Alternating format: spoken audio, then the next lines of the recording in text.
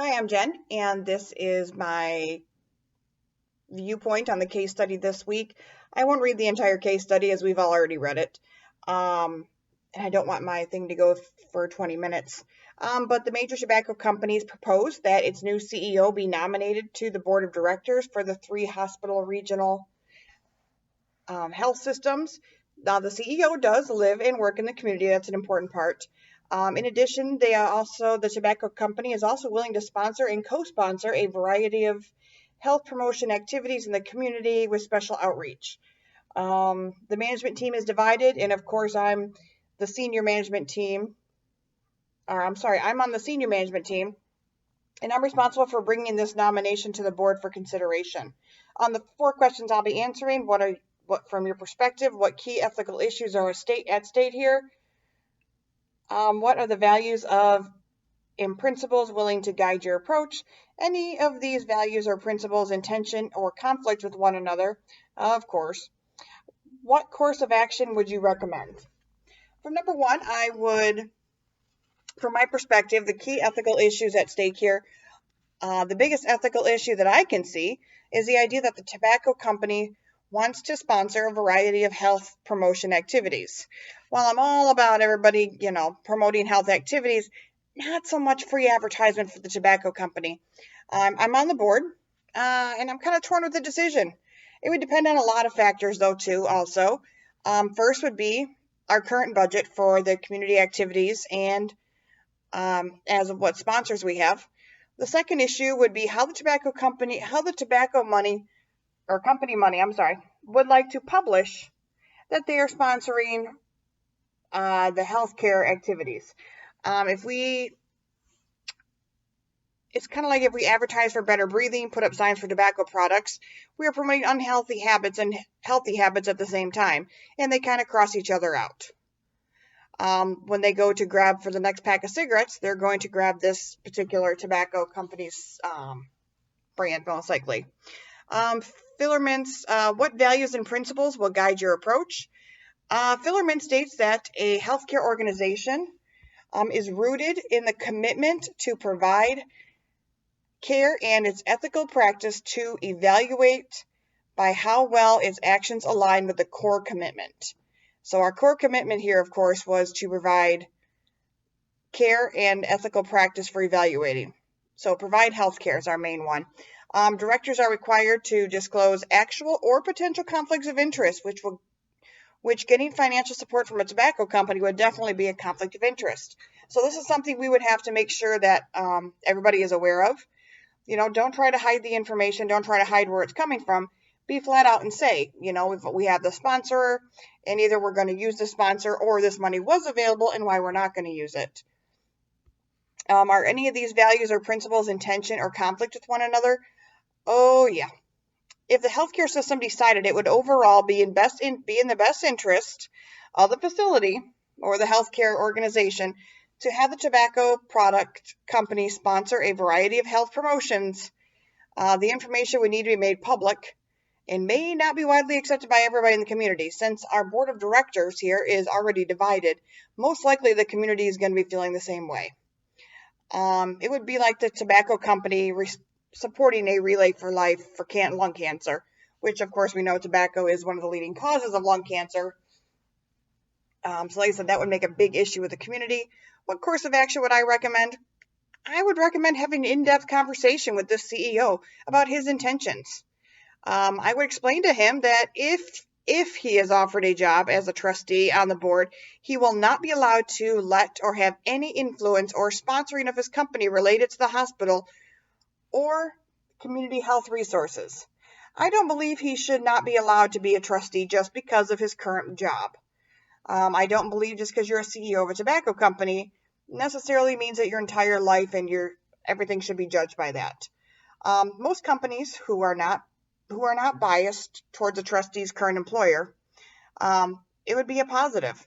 The CEO could also have strong religious views or work for a soda company. And as long as he remains professional and it doesn't influence the decision making, it should be still approved. Like I said, it would all depend, and he needs to know up front that he will have the ethics committee basically breathing down his neck, And also, any decision he makes is going to be greatly scrutinized. So it might not even be in his best interest to continue trying to be a trustee, but it's not being held against him.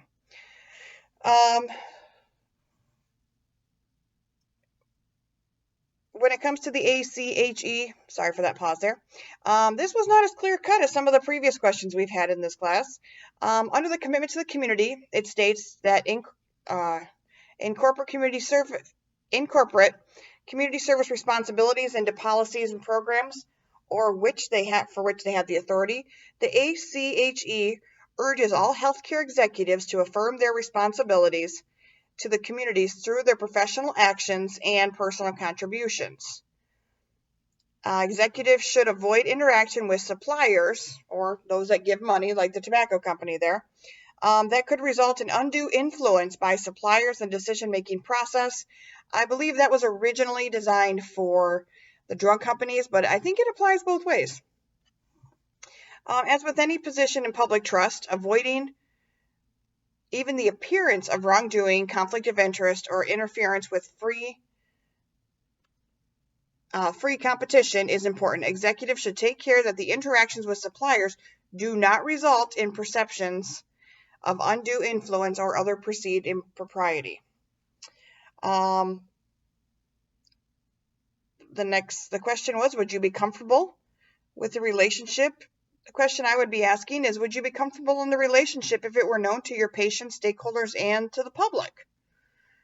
The other thing from ACHE is, does it damage the reputation of the organization, the healthcare executive, or the profession? Even with full disclosure and review, damage to the reputation of the executive, the organization, and the healthcare may occur. The executive should avoid interactions with suppliers when this risk is present or perceived. Like I said, we're going down a slippery slope here, but we can choose either one. To break down the steps into the decision-making process, step 1, recognize the background. What's the background?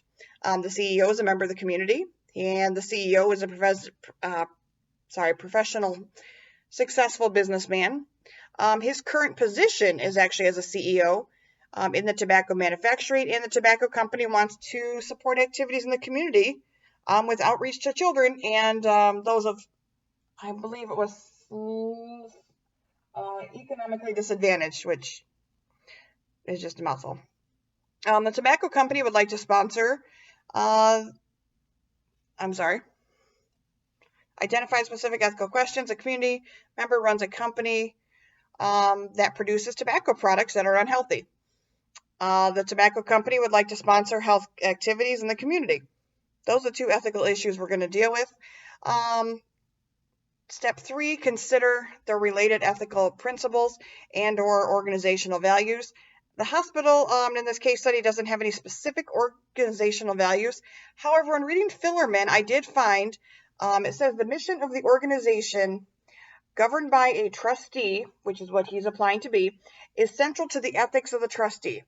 Because it is the cornerstone of all the trustees' other responsibility. The board exists to direct the organization, but the organization exists to pursue and fulfill the mission, a moral and social objective. Without the mission, there'd be no trustee in this role in the first place. So we kind of have to follow along with what Fillerman says there, because there's not really much else in the case study. The options are, don't allow the CEO to be on the board of trustees, or allow the CEO to be on the board of trustees. That's kind of the only 2 options. Or do not accept money from his company when it comes to community outreach. Number 5, my recommended response is, after reading all the different options, and I keep going back and forth on this one, I would recommend that as a community member, he be allowed to be part of the board of trustees. He has good business experience. However, he will be told that his company is not to have any influence on his position as a trustee. Him being the CEO of a tobacco company cannot influence his position as a trustee on the board by any means.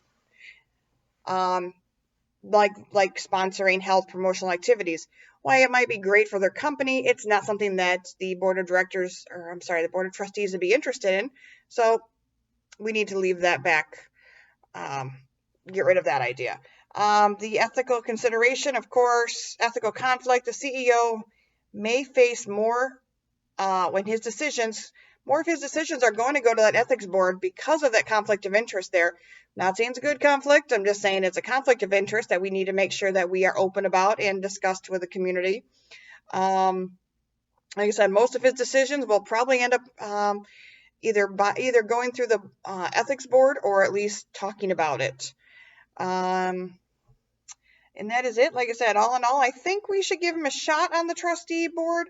Not judge him too harshly about the job he's chosen. Like I said, we're not, for a person that works for a tobacco company, we're also not holding back and holding it against anybody if you work for, Coca-Cola or Pepsi, or I don't know, alcohol companies. Like I said, it's a slippery slope and it's hard to tell where you want to draw the line there. That is the end. For a question for follow-up, I would say, how much do you think of what a person does for an employment, such as tobacco company, should influence their position on the board? For example, would be, does it influence that they're a pastor at a church? Does it influence that their, position, are they selling, obviously, if they're growing marijuana plants, which is obviously legal in Michigan right now? Like I said, how much does that play into a decision to be a member of the board of trustees?